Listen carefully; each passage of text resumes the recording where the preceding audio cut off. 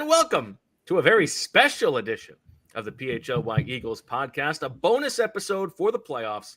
It's a big week, so we wanted to ratchet it up, a primetime edition with Zach Berman and, most importantly, our friend Les Bowen here, and it's all presented by the good folks at Trumark Financial Credit Union. We'll tell you a little bit more about them in a little bit, but we are grateful for their support. Les, great to see you. Unfortunately, the live viewers cannot quite see the pan there where you have this beautiful fire roaring in the fireplace. It looks very cozy. Thank you for joining us. Yeah, if any of them want to come over and get warm, that'd be fine. What can you offer them? I got some bourbon. I don't know. All right. Sounds Speaking good. Bo's language. Oh, that's my son. Casey, Very you want to nice. say hi? Hey. You like Kate? What the? I hope it wasn't the bourbon that was the draw. No. Yeah. Well, you know what? Kiki, he lost his first tooth today. Oh, congratulations. So maybe the bourbon would help. And Yeah. I also Yeah. literally lost it. And he also literally lost it. He lost the tooth at school. Oh, no. And then lost Oh, literally. You want to turn You know what? The first tooth loss there.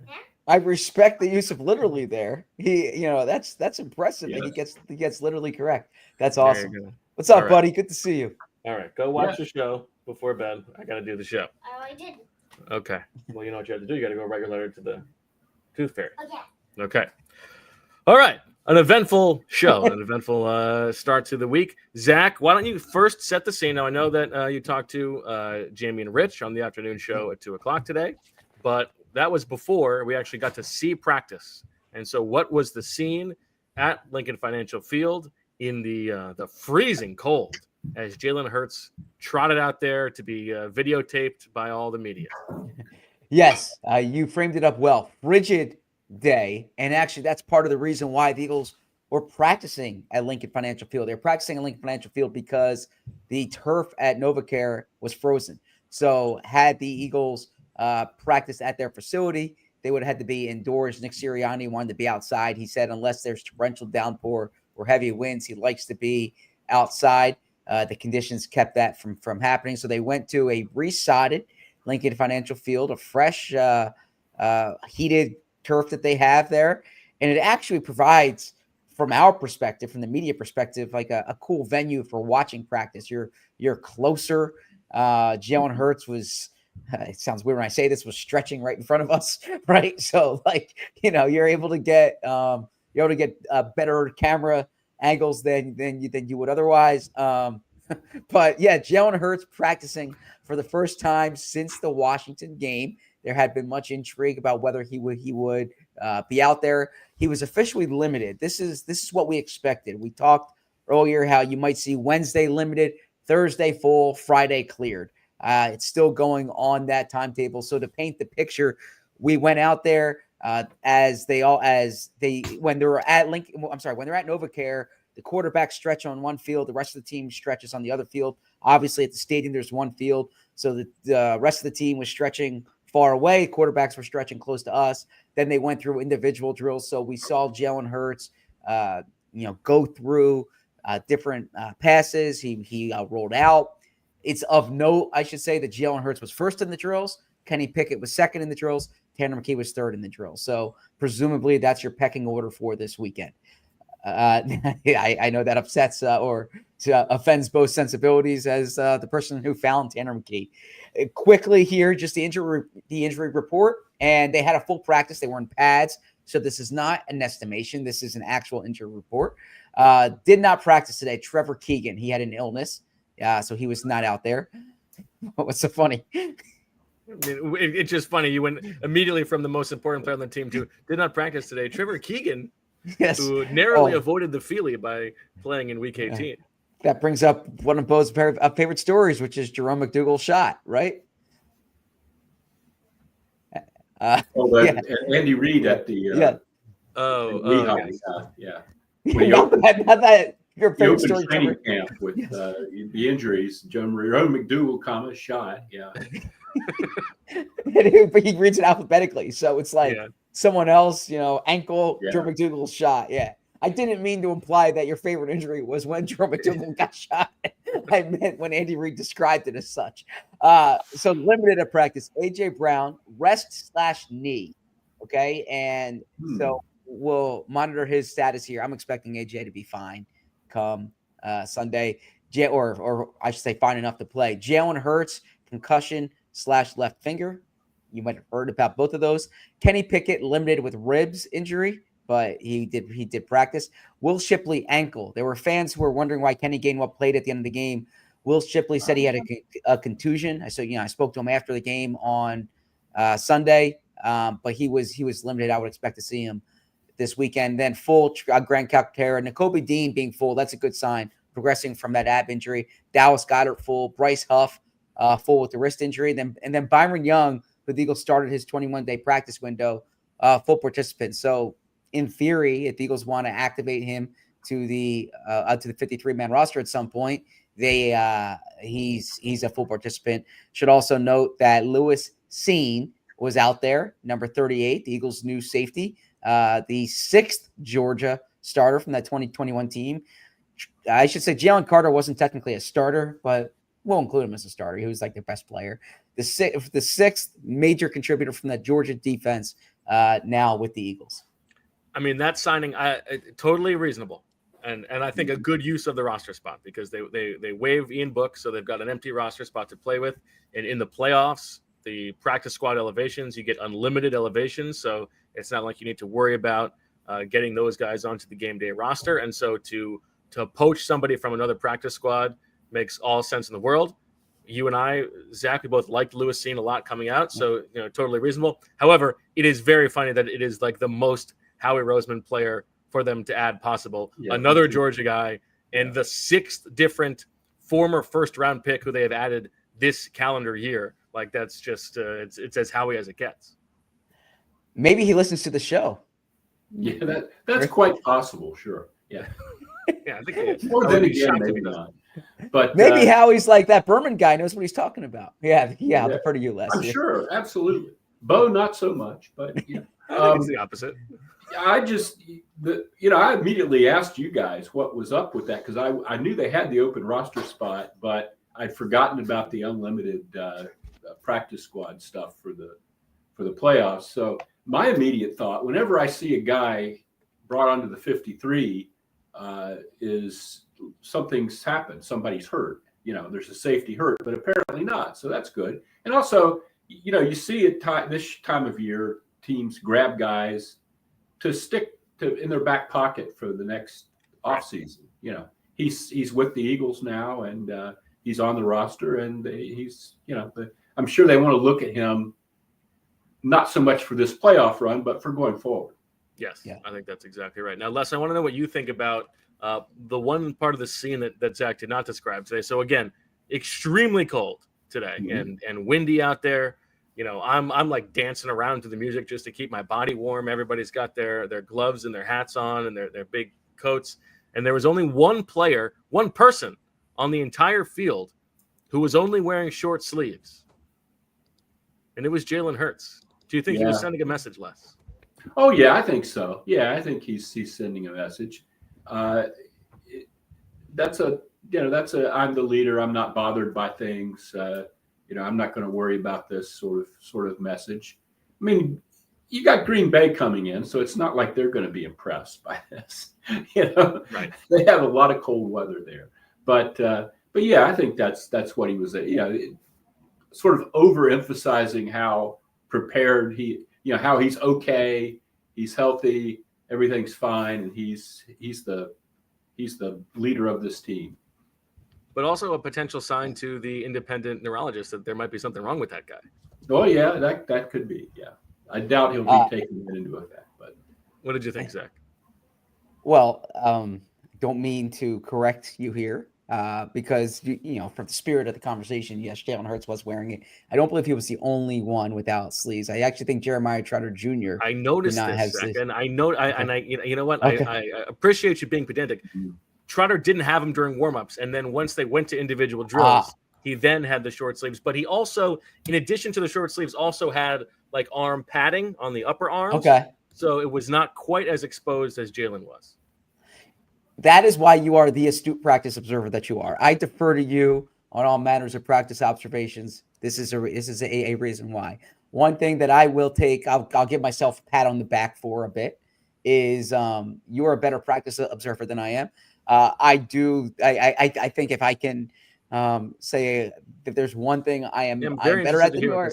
If there's one thing I am better at than you are, it is cataloging quotes that players have had in the past. Remembering quotes, without any shadow of a doubt. Yes. Yes. Okay. Yeah. A matter of fact, there was a national Your reporter. Encyclopedic quote knowledge of the entire Eagles roster and anyone ever associated with them is second to none, not just on this podcast, but in the world. There was a national reporter who reached out to me the other night who wanted he remembered Nick Sirianni outlining what his answers are for the week for each injury thing. And he did it after the Dolphins game last year. So I was able to find that. Anyways, on December 4th, Jalen Hurts was asked about year 5 in the cold. It was pretty cold that week. And if he's like at this point in his career, it's still something that affects him or that he notices. If you recall, the first time he ever saw snow was when he played against the Packers when he got put into that game. And he said, and then also he said the coldest he's ever been was that Bears game when he got hurt. Yes. In 2022. So he said, quote, "I feel like I've been used to it. Just because I say it's cold doesn't mean it's bothersome. There are things you can do to kind of overcome the things in the atmosphere. It's fine." So that's what Jalen Hurts said December 4th. Good to know. There you go. All right. I think the people have got enough of the two of us, Zach. They want to hear from Les. And so Les, how are you feeling about this week? And I guess the way that I have described it is, the regular season for this team was awesome. 14-3. Sure Nick Sirianni, a resounding response. However, given the stakes of this season, the regular season really was all prologue. And the way that this team is going to be remembered and judged in the long run is going to happen over the next month. And so the stakes are high. How do you feel about it all? Yeah, it's really a fascinating situation in that the regular season was a lot better than I expected it to be. Maybe not a lot better, but I was thinking 10, 11 wins would be a good year for this team. So many players stepped up that I didn't consider the possibility of them being like Zach Bond. I don't know anybody that thought he was going to be the all-pro linebacker. Unbelievable. But Zach Bond included. But the other side of that is you're in the wild card because it was such an incredible year. Detroit got the number 1 seed. You're in the wild card round against a team that really is much better than you would expect to see in this sort of situation.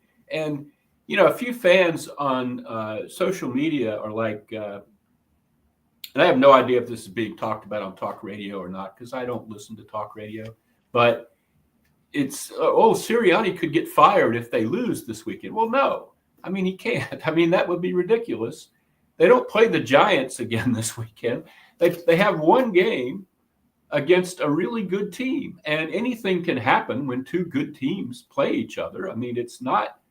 There's no guarantee that the Eagles will win this game. I think they will. I would predict them to win, but not by a whole, bunch of points and not easily, I don't think. And so you've got this great regular season and you have the potential to be one and done without it being what last year was, which was a total disgrace and a farce, and I think it's I don't remember anything quite like this, frankly, in covering the Eagles, where the team was that good.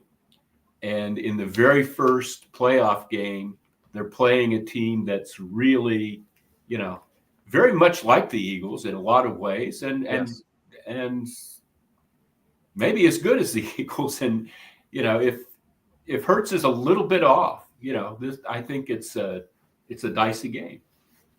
I think that's right. The margins in this game are going to be very narrow, I expect. I would be less surprised if the Eagles won in a blowout than I would be if the Packers won in a blowout. Yes. I think that is on the table. But yeah, this is a game where if One fumble bounces a different way, it could decide the game. If Jake Elliott misses a kick, it could decide the game. Like it is going to likely be a game with very thin margins. And you're right that if they lose this game in a hard fought, semi unlucky fashion, Jalen Hurts is a little bit rusty.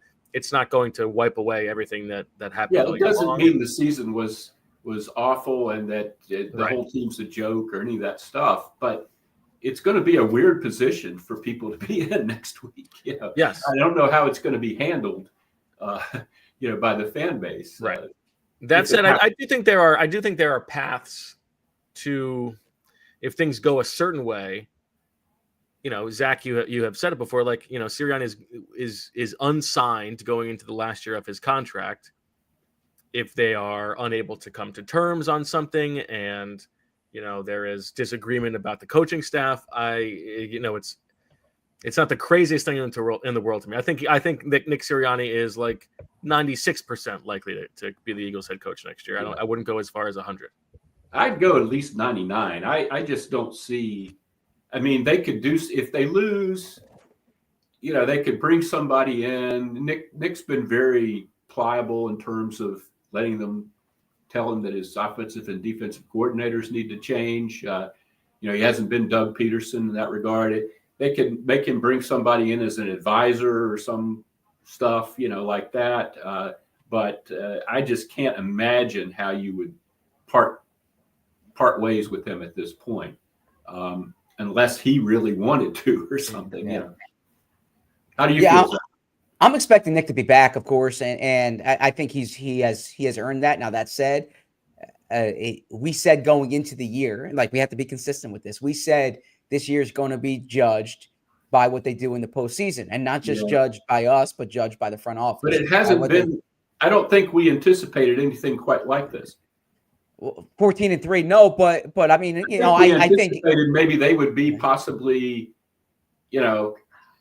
like 10-7 going into the wild card round. Well, so I actually think internally, I think the expectation was this was like a 12-13 win team, like one of the best teams in the league. And then I think, I know internally they thought this was a Super Bowl caliber roster for Howie and I'm sorry, for Nick, and the fact that they've stayed healthy this year, that so look, the only way I think there's even a conversation is if this is like an embarrassing one and done type thing, and there's like sideline histrionics, or some type of in-game decision. Now, but this is the only thing I'll say is that, like, what has my antenna up, because I'm expecting him to be back, and I haven't heard anything otherwise. But this is not like talk radio fodder. This is you've heard this from like some national reporters, and unless this is coming from other like coaching agents who want to get their guy like into Philly, then these people aren't making it up. Like it has to be a whisper as somewhere that they're putting it out there. But who does Jeffrey Lurie talk to in the national media? I mean, I don't know.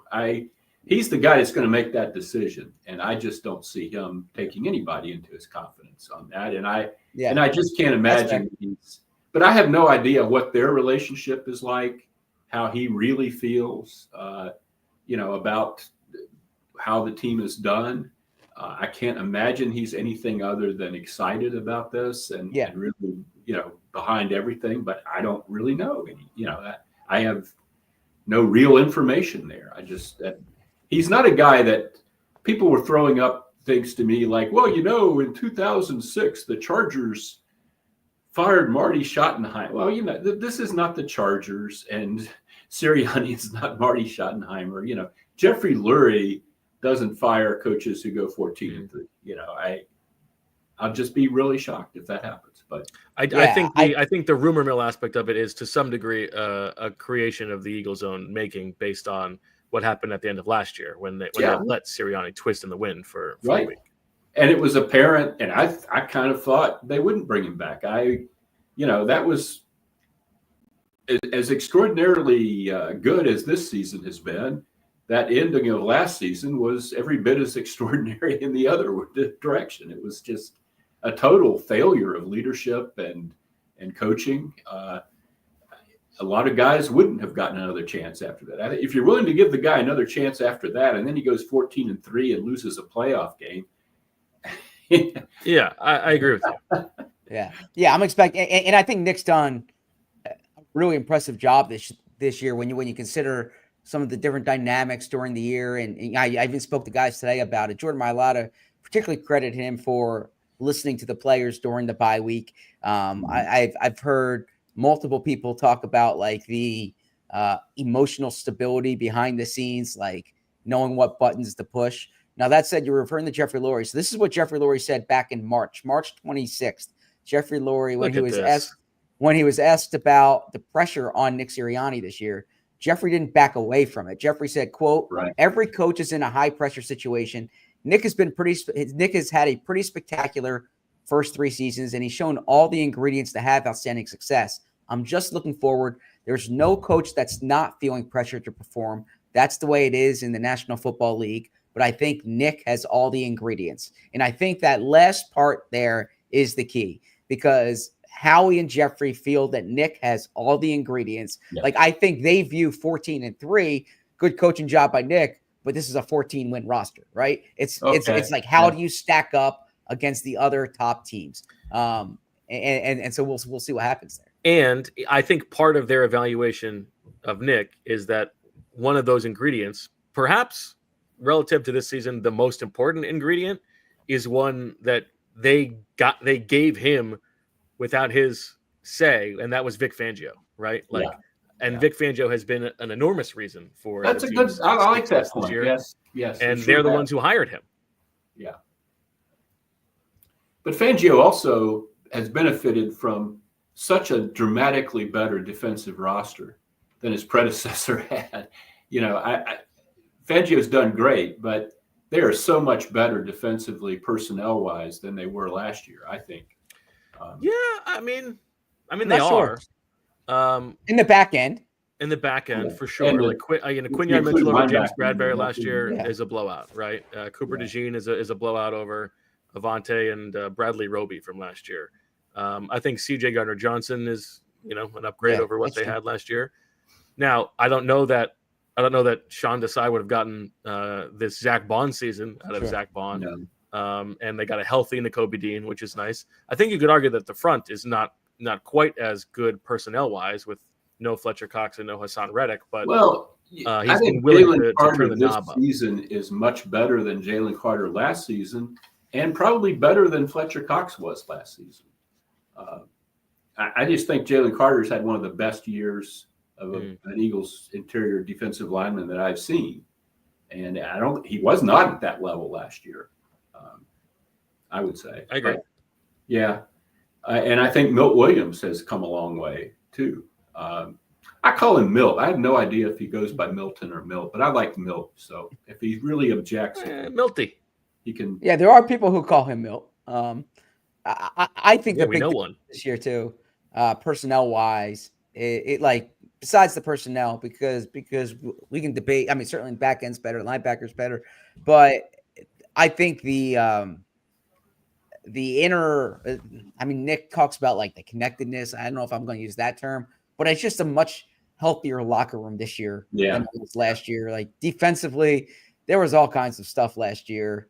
I don't know. I mean, there were a lot of people in that locker room who either, I don't want to say weren't getting along, but it was an odd place last year. There were a lot of people on eggshells last year, and this year, I've heard multiple players, and I asked Nick Sirianni about this today. I've heard multiple players refer to like this college atmosphere that they have, which it can go different ways. Like it is it's had different connotations for past Eagles head coaches. Sure. Yeah, you're right.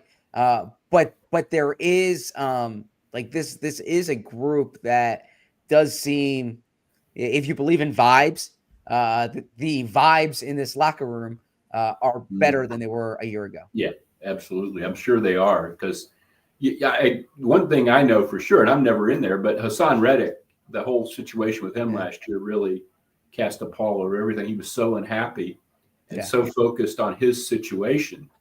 And coming off the year he'd had before, he was a big voice in that locker room and a big presence. And I think that set a terrible tone. And you had all these mercenary safeties like Byard and guys like that coming in and out. And, it was a very strange setup. Linebackers too, Shaq Leonard and Nicholson and all these guys, that had no they weren't part of the continuing culture here. They weren't developed, drafted by this team. I just think this is a much more, that's a big part of it is these draftees have come to fruition. And they are Eagles guys, I think there's a lesson there that sometimes you got to just give the kids a chance. And not try to just keep bringing in the Roby, Byard types.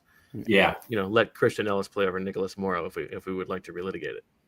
I mean, literally the biggest, because I have gone back and watched that Eagles-Packers game. Les had a good column up on allphly.com yesterday. Be a diehard. You can read Les comparing the first game to what's coming this weekend. But the big difference defensively, other than the fact that they're more advanced in the scheme, they're they have a better understanding of each other, they're tackling better, but personnel wise is Cooper DeJean. Yeah. And that's to the I do think their hope was to play Cooper DeJean all along at slot. He missed the summer.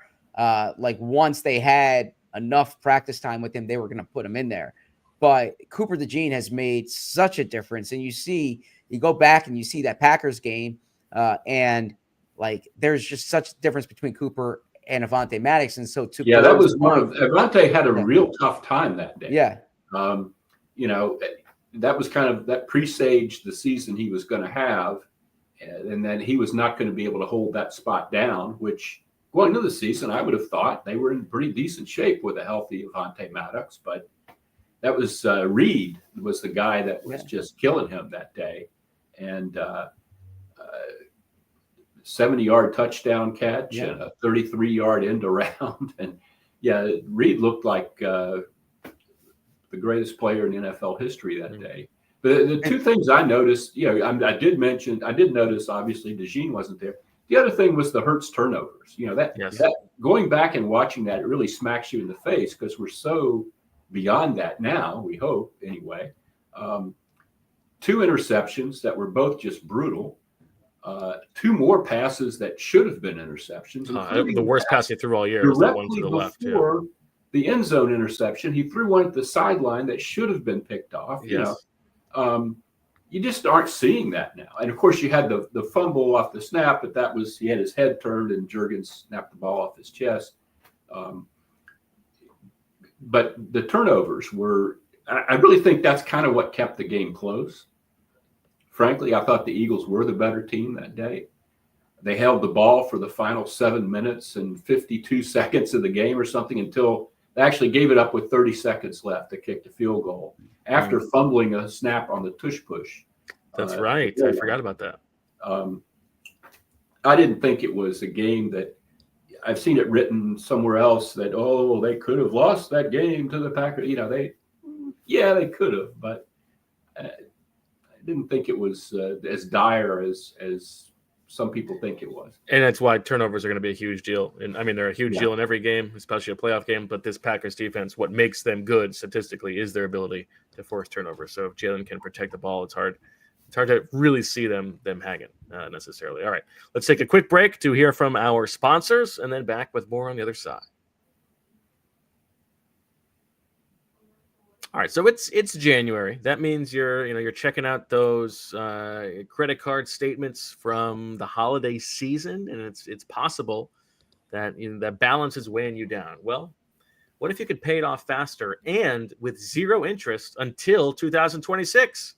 It's true, you could, because Trumark Financial is offering 0 interest on balance transfers for 12 months, so all your payments can go toward reducing your balance, not just covering interest.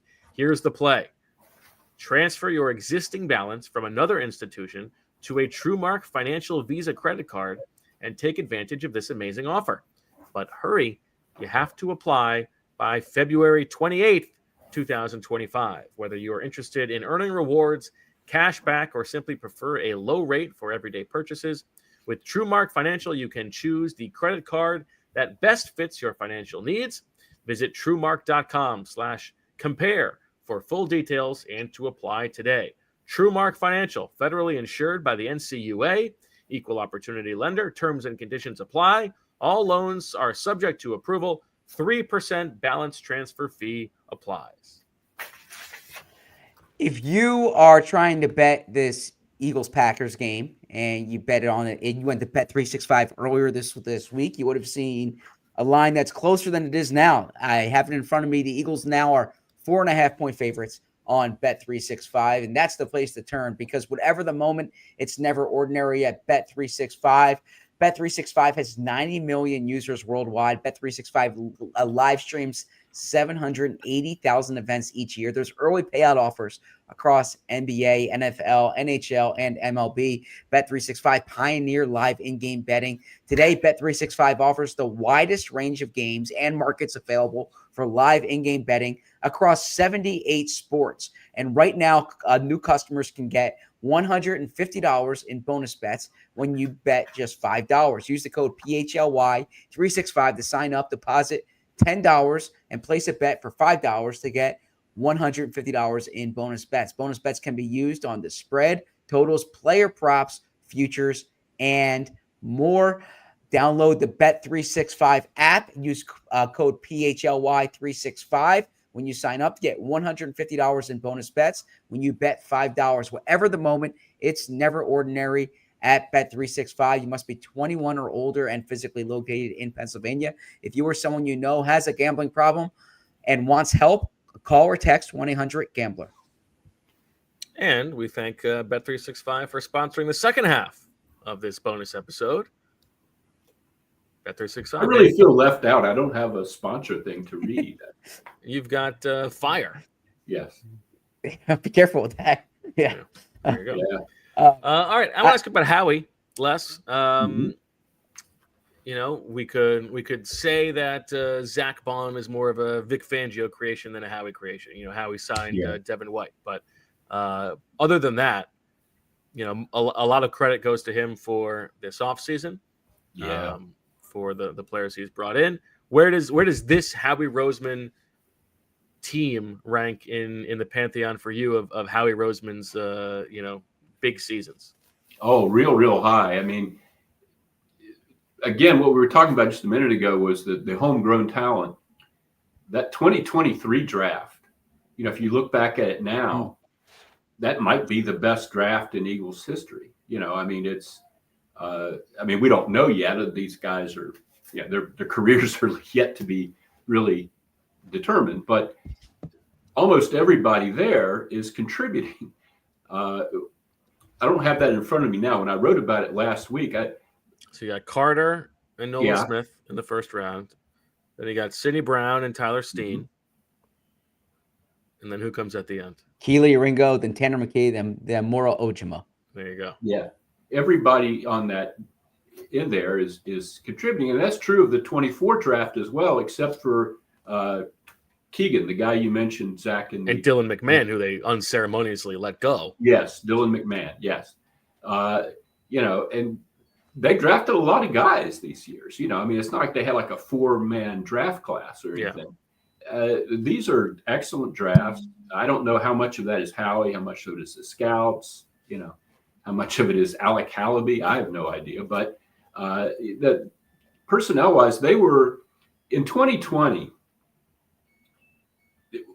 I really thought, as close as Howie is to Jeffrey, and as long as Howie's tenure has been here in all of his roles, I really thought after that 4-11-1 season, when he had to trade Carson Wentz, who had been the centerpiece of Howie's comeback, you know, and they had an old defense, and I thought, wow, this could really, if he doesn't handle this really, really well, he could go the way of Joe Banner in a year or two, you know.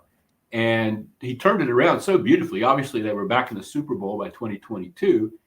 But what he has done since then, you know, I think that the 2022 defense was exposed as a paper tiger in the playoffs, and then they lost the coordinators, and they took a step back after that.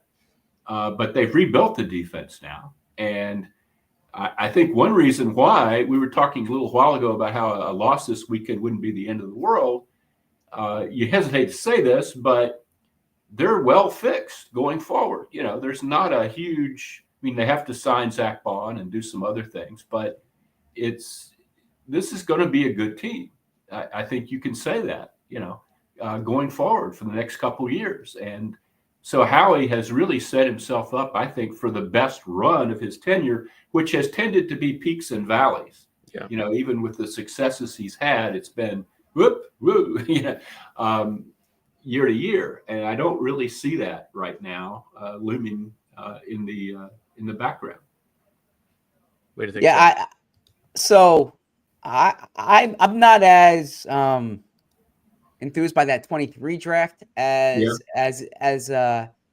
you made it out. I mean, certainly Jalen Carter's been outstanding. He's been what they thought he was going to be, and Nolan Smith has really come on this year, better than certainly he looked in the summer. Most improved player last year. Yeah, getting Ojima in the 7th round was a good pickup. Tanner McKee in the 6th round. Starting caliber quarterback in the 6th round. Yeah. Steen and Sidney Brown are two guys that they had signed free agents over. And that was kind of, they traded back from the 2nd. They moved up in the 3rd with the Gannon situation. I'm curious to see how those picks pan out. But to your point, one thing that really stands out to me since 2020, and we've documented this, we've talked about this, is the Eagles really leaned in more than they have in a long time to like star players on big contracts.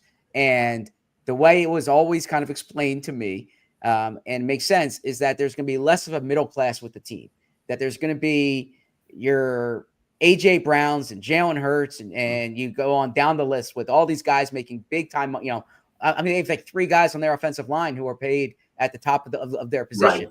Right. But then there's going to be guys on rookie contracts who need to contribute, and there's going to be less of like that middle class of player. Right. And so you need to hit on the draft picks. And so when I look, I think that 2021 draft, the first 3 rounds, and obviously when you're drafting higher, you're able to hit more on picks. But Devontae Smith, Landon Dickerson, Milton Williams, right there. Yes. You have like 3. You have 2 star caliber players, and then one like really good starter or good starter. 2022, you draft Cam Jurgens, you're a Pro Bowl center in the 2nd round. Nakobe Dean's a starting linebacker for you. Jordan Davis has been a productive nose tackle. He's not. That pick could have been better, but it's not like they whiffed on it, right? He's contributing.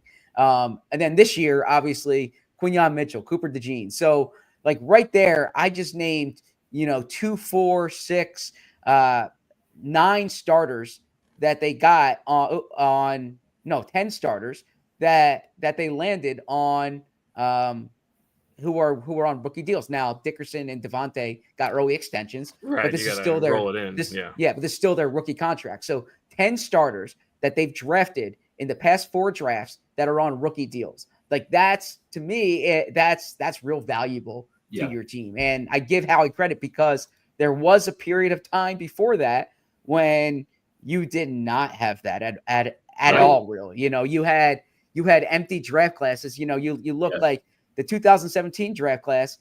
Derek Barnett was really the only. And now I know unbelievable. It's so funny. I was in the LINC today, looking at the wall, and there's the picture on the wall as we're in the lobby of Derek Barnett like holding up the ball that won the Super Bowl, and I'm thinking to myself, oh, I could take a picture of this and make a snarky joke about how Zach hates this guy, and then I don't do it. But you come on the podcast that night, and the first negative thing you have to say the whole time is about Derek Barnett? I'm crediting Derek Barnett. I'm saying he was the only starter that they landed in that 17 draft. Yeah, those were bad drafts. Yeah. 18 was a good class, but 19, Miles Sanders was the only starter that they drafted from that class. 20, Jalen was the only starter that they drafted from that class, right? And so that contributes to a period of time where you're kind of missing those key contributors on rookie deals. Yeah, and that really made the roster weak. It really created some problems, and that's what he came back from so quickly and so well, Howie, which is what we were originally talking about. That it's been a hell of a turnaround for him, and I give him all the credit in the world. He doesn't believe that. He thinks I hate him, but he's done a tremendous job, and I really think he could be, especially if they win some playoff games this year or even win the Super Bowl, he could kind of relax a little bit in terms of his public demeanor. Never going to happen.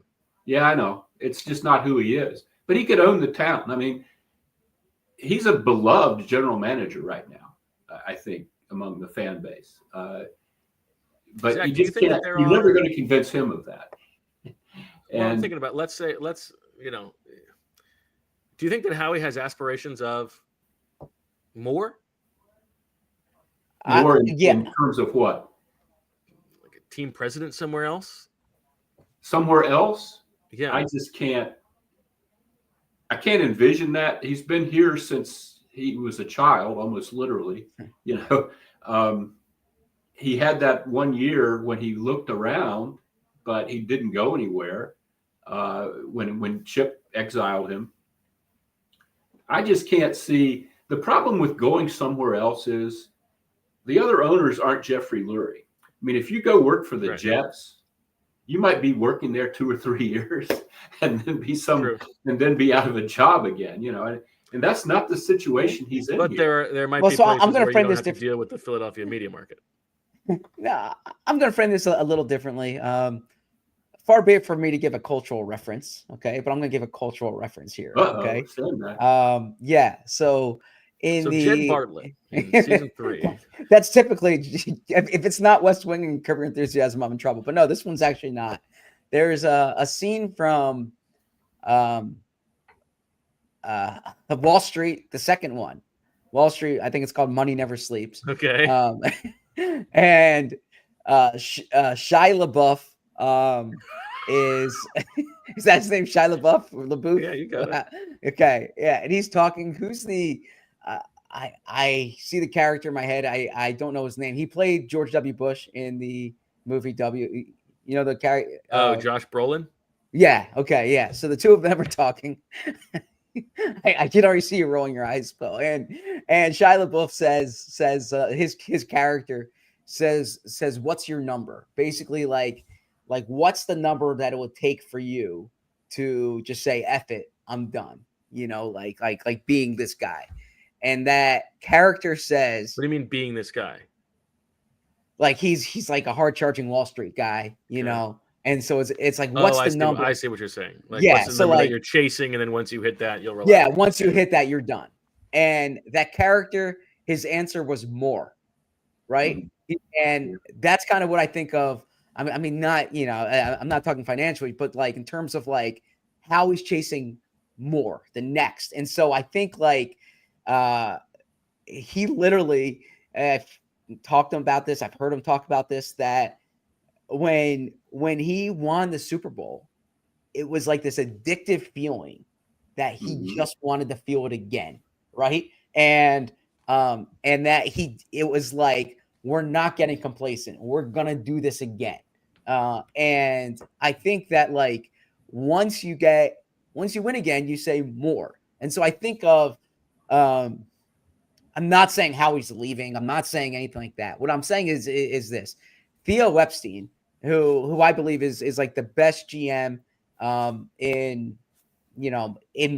sports during my time, like following sports, wins a World Series with the Red Sox, and then he wants to go to the Cubs, right? Because it's like, what's better than winning? Yeah, what's better than winning than Boston?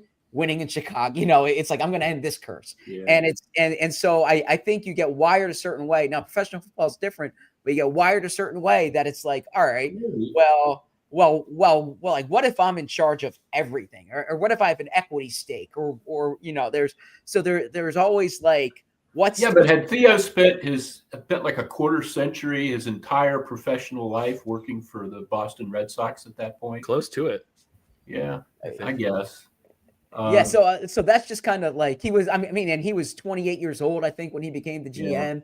And it's just I see your, look. I mean, Howie's got it, and now Howie's more could be. I want to be a Hall of Famer, and being a Hall of Famer means 3 Super Bowls, or and building. Like you're gonna hear this stat. You heard the stat. I remember. And I don't want to rip on like the national reporters, but I remember this came out like Howie Roseman's the first GM to make 2 Super Bowls with a different coach and different quarterback, and it's like it's like the most like where'd you get that? Manufactured stat. But it's like Howie's. There's like legacy chasing, and look, he has earned it. I give Howie a lot of credit because he has earned the spot that he's at right now. Like he built this team back up.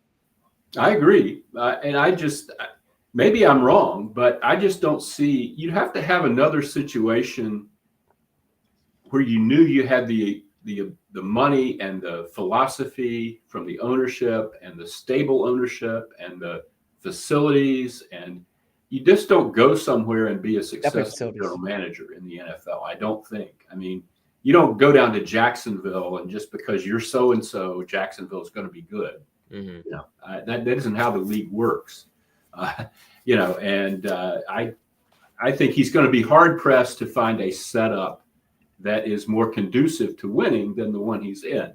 Not impossible, I guess, if somehow he were maybe the Buffalo Bills or something. I don't know, but there aren't very many places where you're going to have stability and trust and the kinds of things he has here. And I don't think he's going to go running off to try to be a savior somewhere else.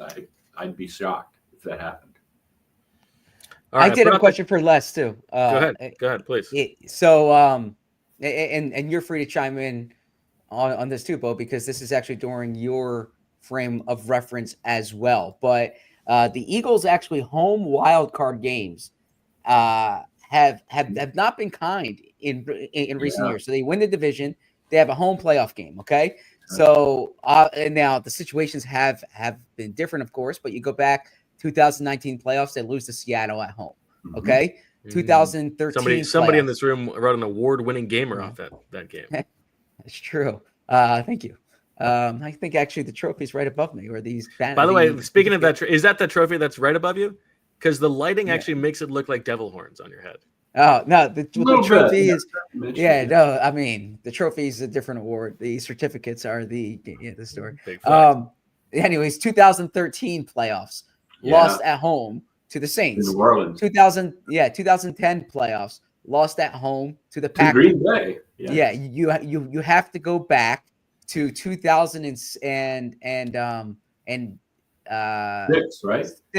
2006 when they beat the Giants with Jeff Garcia. Okay, yeah. So if I can ask you for impromptu, because you covered all these, which was like the biggest upset to the most expected result of those games, of those home playoff losses, and do you see any comparisons with any of them to what the Eagles are going into this weekend? Well, the playoff losses I remember most vividly are those NFC Championship game losses under Andy Reid. Those were archetypes. Wild card games, I don't know if you're ever that confident that you're going to win a wild card game. They have not had like a 14-3 team in a wild card game. Yeah. I know that. That 2010, of course, just because it used to be if you were a 2 seed, you would get right. Right. Yes. So if you're in the wild card round, it means that you were a 3 or a 4. Yes. That 2010 team, it's weird because Green Bay won the Super Bowl that year, the only Super Bowl that Aaron Rodgers ever won. But the Eagles could have won that game and maybe should have won that game. I thought they were as good a team that year as Green Bay was. I didn't think Green Bay was a great team that year. That was a year when you didn't have to be a great team to win the Super Bowl. And the Eagles lost. I'm sure you guys remember. They were driving downfield trying to win the game. Michael Vick had this incredible comeback season. He was the talk of the league. and they had, I want to say 40 some seconds left, first down at the 20-something yard line of Green Bay, and he just throws up a prayer for Riley Cooper. Yep. In the end zone, a 50-50 ball for Riley Cooper, and it gets intercepted and the game's over on first down from like the 22-yard line or something like that with a lot of time left. And, I felt they should have won that game. I felt if he'd have just thrown that away, they probably would have won that game. It was a situation where there wasn't enough time left for Green Bay to go back down and score. And if you score, you win the game. And you've driven all the way down the field and you're there. And that was the one that I remember most vividly. But it wasn't a huge. I mean, they weren't the best team in the league or anything like that. But I thought they were. No, but they were. I mean, at that time, I remember feeling like that game, the winner of that game, was going to go to the Super Bowl. The way that things set up. And I think I don't remember who was the 1 and who was the 2, but it was the Falcons and the Bears.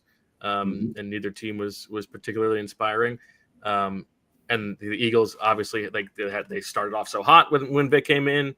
They had the little downturn, and then there was the miracle at the New Meadowlands, and you felt like that team really had the juice. And I think that that class of players, that group of guys, looks back on that team and that game as like that was their chance. More so even than the Chip Kelly year of 2013. Trent Cole, those guys. That was a good bunch. It was a good mix of veterans and young legs. I remember that game very well. It was my first year as a full-time employee.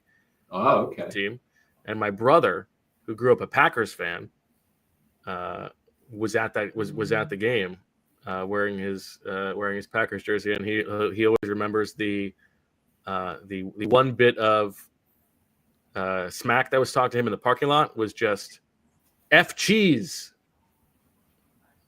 So there you go. Might have been lactose intolerant. Yeah, I have a friend, Jason Wilde, who covers the Packers, and he always, I think it was that game. Green Bay comes here a lot in the playoffs for some reason. You remember the fourth and 26 game was also Green Bay. But Wilde was walking through the parking lot. He's wearing a pink Oxford cloth button-down shirt, and some guy starts razzing him about his pink shirt and implying that he's not a manly man for wearing a pink shirt. And Wilde was like, "What?" And that's Zach, become kind of a meme between us. He had something he needed a favor of, and he wanted to send me a gift for finding out whatever it was I found out for him. And I said, no, you don't have to do anything like that. And then he sent me a pink golf shirt as a memento. You're the 2010 playoff game? I think so. I covered that. Zach, I was about to making fun of a guy for wearing a pink shirt. Yeah. Oh, yeah. No, that was not me. I covered that game for the Star Ledger, and then after that, I got my car and I drove up 95 to New England. I spent a week in New England, leading up to Patriots Jets. That was the famous the Wes Welker press conference when I did not realize I was there. Really? Yeah, I was there, and I was wondering like where that's a weird reference he made. And then not until someone put it together that the feet reference were for Rex Ryan. For Rex Ryan, yeah. Yeah. And I remember we were snowed in. I was staying at the hotel that's attached to the stadium, and there were a few Patriots there. And then I went from there to Pittsburgh. I had to drive to Pittsburgh after that game because the Jets were playing the Steelers in the AFC Championship. And I remember my first assignment was on the Roethlisberger. I had to write about the restaurant that made the Roethlisberger. So, yes. All right, I put out the call on Bluesky for some questions for you guys to answer. So I'm going to give a couple of them to you now. This first one comes from Rich Kotite's Ghost, who says, "Would you trade Tanner McKee to the New York Giants for the number 3 pick in the draft? Or is the risk of facing him twice a year for the next 12 years too large?" I'd trade him for him. Yeah. Yes, in a heartbeat. Oh, in a heartbeat. I don't know. I'd rather trade him Jalen. No, you're wrong there. No. Robin, who I believe is in the chat, asks, is there anything at all we can do about the kicking game? And you're thinking about that 2010 game. That's the we can all count game. Yep. How worried are you about Jake Elliott coming into this Sunday affair? Zach is around these guys. I'm surprised by what's happened, but I don't really like the one he missed last week. It was the win really, I guess, really was a big deal. I don't know. I mean, clearly his leg isn't where it was 10 years ago, or 8 years ago, or however long it was when he kicked the 61-yarder, 2017, 7 years and several months ago. But is he really a big? Is there a danger that he's going to miss a makeable field goal in a tight spot? I don't really see that, but I don't know. Maybe I'm wrong. What do you think, Zach? Yeah, I mean, I don't think his confidence is shot or anything of that nature. And so you kind of have to. He has equity here, but it's kind Incredible of like, equity. I mean, yeah, he's almost like a franchise Hall of Fame type kicker. Yeah. I mean, he's been tremendous. But it's kind of like a slugger who's struggling at the plate, and you're like, all right, we can't bench him for the World Series, but we need him to get his bat on the ball here, right? And so it's kind of like that where you're saying like, yeah, he's done too much, and the way I framed it after I think the ball or back in December is that he's earned too much and he earns too much, right? Is that like they're not moving on from him, and so but it is concerning because this has been going on, and I've said this has been going on since the preseason. This has not been a bad game. This has been since the preseason. Right. Jake has been more inconsistent than they would like, and he's had one bad year since he's been here, and that was 2020. And he was able to right the ship then, but he didn't do that until the following season. So, look, you just don't want this to come up at a bad time. That's no, you really don't. Yeah. But the thing is, I mean, what are you going to do from a practical standpoint? Bringing somebody in, it's rare that you bring somebody in who just starts blasting 55-yard field goals. Well, to be fair, the last guy they had to bring in is Cameron Dicker. I was getting to that, but yeah, that was the one time, and they were so lucky that that was the guy they brought in. Normally that's not the way it goes. So I think you just have to hope that it all works out. I wish they'd keep him on the kickoffs. I don't really get. Yeah, I'm curious to see what they do this week. I heard that whole explanation about different directions and blah, blah, blah. But one guy gets the ball well into the end zone, the other guy doesn't. That's kind of what I would look at because they're not very good at covering it when it comes out. And, statistically. So I would just have Elliott blast the ball through the end zone and not worry so much about the directions or trying to fool people or any of that kind of silliness. But that's just a good point in the chat from Matt, who says that the second to last guy they had to bring in was Jake Elliott. Yeah. Who they just had to sign. That's right. Yeah. Bengals practice squad. A question from Bluesky Tyler, who says, after seeing the passing concepts in the past two games, is it fair to say that the rhythm timing throws and lack of targets in the middle of the field and running back checkdowns are probably a Jalen issue and not a Nick Sirianni or Kellen Moore issue at this point? I'll let Zach go first there. I don't know. Go ahead. Yeah, I think that there's evidence that suggests, excuse me, that the way they're playing with Jalen. Thanks to watching the TV viewers watching on Fast, by the way, and check out allphly.com if you want to check out the rest of the episode. Go ahead, Zach. The way they're playing with Jalen, and Professor Selman's on tomorrow's show, and he'll outline some of the play action numbers, the under center play action numbers, and how the disparity between what they showed last week with Tanner McKee and what they've done with Jalen, and the way Jalen's played the past 2 years, and the way Kellen Moore called plays before he got here, shows that the Eagles run certain concepts because It's what Jalen either likes or what Jalen excels in. And so, yeah, I don't want to say that it's problematic. Like they've had a lot of success. I mean, like Jalen Hurts in college and pros has never not made the playoffs for a team that he started. But this is not the Kellen Moore offense that you saw in Dallas and that you saw parts of with the Chargers. Because this is, and we said this going back to the beginning of the year. This is a Jalen Hurts offense with Kellen Moore concept in there, and I think a lot of the different parts of this is built to try to maximize Jalen. Zach, do you think they could have, like I was really struck by last week how they moved the pocket early with Tanner McKee and gave him some very easy pitch and catch options that were wide open. Maybe they were wide open because it was the Giants. I don't know. But do you think they could do more of that with Hurts? And because they have such a problem at the beginning of games, week in and week out.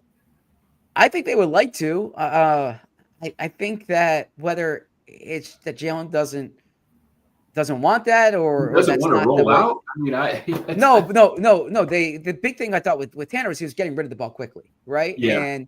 And that's just not Jalen's game. No, it isn't. Is like the other thing with Tanner is but the thing is that when Jalen does get rid of the ball quickly, his numbers are better than anybody in the league. Like you're absolutely awesome when he gets rid of the ball quickly. That's really true. But one thing you saw with Tanner that Jalen can't do anything about is Tanner's 6'6", and he can stand back there and throw it over the middle, over the gigantic guards that the Eagles have. And I'm not sure Jalen can. I think there's a real art. I remember reading something about Drew Brees once about how a smaller quarterback has to sort of not so much move your feet around, but move your perspective and get, really work to see everything. And it's a knack, and not everybody develops it or has it. And I'm convinced that a lot of times when they'll throw over the middle, it's because Jalen can't see it. He's not seeing what's there. All right, I think this is the last one from Pair of Slacks, who says, will the evolving door of offensive coordinators continue if Kellen Moore gets a head coaching gig, or is there a more permanent solution similar to what we could expect for Vic Fangio moving forward? I'll be shocked if Kellen Moore gets a head coaching job off of this season. Just because you're bored to death by his press conferences? Well, I just don't think, what has he really done that people are going to be? And if they win the Super Bowl, that changes everything, because every coordinator who's on a Super Bowl winning team is a genius, for a little while. But is anybody like, boy, what Kellen Moore has done in Philadelphia this year? Have you seen it? Have has it really caught your imagination? Nobody else is doing this. No. He'll get an interview or two. He's already had it, I guess, an interview. But it's scheduled with the Jags. I just don't. Jags and the Saints, and that's next. Yeah, and that's he can't do it this week. Has to be next week. And he's also a guy that's been doing this for a while without getting. He interviewed for Nick's job in 2022 or 2021 rather. Feels like there's a bit of a tension here. There's a bit of a rivalry between Les and Moore. That's a good one. Yeah, I don't have anything against the guy, but I just don't think he's got a particularly great platform for being named a head coach this year, more than he would have had in any other year that he's been doing these interviews, Yeah, but so to answer the question, as far as like what the answer would be, it's fascinating to me if Kellen Moore were to get a job, and I agree. I think there are other options out there. The Eagles' numbers haven't been great, but like you said, he's been on the interview circuit before. There's clearly interest in him. You do wonder too if Mike McCarthy doesn't get retained there, if that's a place Dallas looks. I mean, Jerry Jones does like familiar, But I think McCarthy will get retained. They wouldn't let him talk to the Bears, I think they're just dragging their feet like they do on everything. But go ahead. They might be lowballing though. That's the thing too. So, but to that point, it really goes back to the original conversation we had earlier, and that's what equity does Nick Sirianni have? Because I think that Nick would love to give Kevin Patullo an offensive coordinator job. Like, Kevin Patullo is Nick's right-hand man. I think Kevin Patullo is someone who Nick really trusts, who's been here. You can make the argument that he knows Jalen. There's continuity for Jalen. Patullo couldn't be elevated 2 years ago because they would have lost Brian Johnson. Brian Johnson was going to be an OC, whether it was here or somewhere else. Okay. And then this past year, they couldn't put Patullo in after they had to bring in someone from the outside. Right. Right. And so if it's a situation where he gets the equity back and he gets to make his hire, then like Patullo is his guy. Now I see in the chat, Frank Reich, maybe it's a senior offensive. Maybe it's like the 2020 Eagles where you have all these different titles. But I don't think there is. That's my scenario. I honestly don't think there is any scenario. I like Kevin Patullo a lot, personally. I don't think there is any scenario in which the Eagles think that Nick Sirianni has earned the equity to hire from within an offensive coordinator again after the way that 2023 went. I think even if they win the Super Bowl and Kellen Moore gets hired, I think they are still going to make his offensive coordinator hire. Huh. Yeah. Now, the one thing I'll say there is I think that Brian Johnson was their offensive coordinator hire. Now, that said, Nick was like I think Brian Johnson to a certain extent had his hands tied behind his back. Like I think Nick. Can you never hire from within again because that happened? Well, it just has to be like Nick, this is working with you in this, you're not going to be running the offense, right? This can't be Patullo as a figurehead for you doing this here. And maybe it's maybe it's a Frank Reich. Maybe there's a different coach out there. They hire externally. I've always wondered, is Jeff Stoutland's next job calling plays here? But then, as Bo's mentioned in the past, once you do that with Stout, if it doesn't work, he can't revert back to O-line coach. So it's like, and you've messed up two things. Then you don't know that you're going to have the offensive line as well. It's kind of like Juan Castillo in that regard, right? I would love to know what Stout really wants. Yeah, he doesn't really strike me. People talk about him as a head coach, and I know he was briefly interim head coach at Miami when they were going through a bunch of stuff, but in college. But he doesn't strike me as the face of a franchise kind of guy. That he's going to be giving press conferences several times a week and really be. Oh, that would be awesome. Yeah. It would be awesome for us, but I don't see him wanting to do that. I just don't see him being comfortable in that role. Do you? Do you think I think he I think that is something that he could do in that but I also think he's someone who he's enjoying what I can't speak for him. I think he likes coaching the Eagles offensive line. Like he's had makes it worth his while. Yeah, and there are guys that do that in the NFL for whatever reason. I think offensive line is unique almost in that regard. Guys like Howard Mudd, who are maybe Tom Moore isn't a great example, but guys who are basically offensive line guys. Mm-hmm. You don't ever see people who are just quarterbacks coaches. They move on to be offensive coordinators or head coaches. But you see guys who are career-long offensive line guys. You sure do.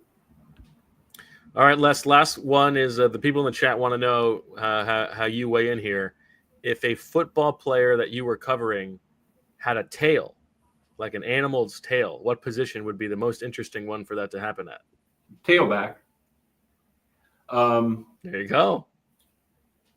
That's better than that. Yeah, I'll go with that. All right. Zach, any final thoughts? We were doing so well for an hour and 9 minutes, and then the tail question came back up. And I forgot who I was going on here with tonight. I have all these stats written down about how the offenses and defenses of Green Bay and Philadelphia compare. And toss it in the fire. I don't know if there's anything about tails in there, but probably not. we have in the next 2 days we have a professor from Wharton on our shows. We're going to discuss so many numbers that it's going to be. I I think tonight was a good substance-based show, and then we dig more into the numbers during the next 2 days. Well, good. All right, we got so on 2:00 tomorrow. We've got the preview of the Eagles' offense against the Packers' defense, and of course, Swooper Storecasting, where the game theory really ratchets up for the playoffs. That's at 2:00, and then on Friday, Deniz and myself with Zach checking in from the facility, most likely, presuming that that's the day that Jalen Hurts is cleared, and then maybe speaks to the media. So, thank you to Bet365 and Trumark for making this episode happen. Most importantly, thank you to Les. Thanks for hanging with us, Mr. Bowen. Well, thanks for you guys for having me. I feel much younger having been between you guys for so long. Yeah, we are both old enough to make other people feel young. I agree with that. And Zach, thank you to you, my friend. Absolutely. See you in a few hours. We'll see you in a few hours. That'll do it for this bonus episode of the PHLY Eagles podcast. Thanks to all of you sickos for joining live in the chat. Everybody else, we'll talk to you tomorrow. Make sure that you become a diehard so you can read Les's articles as the postseason goes on. Like the video, subscribe, all that good stuff. We'll talk to you later. And as always, we love you. We all silly like the mayor.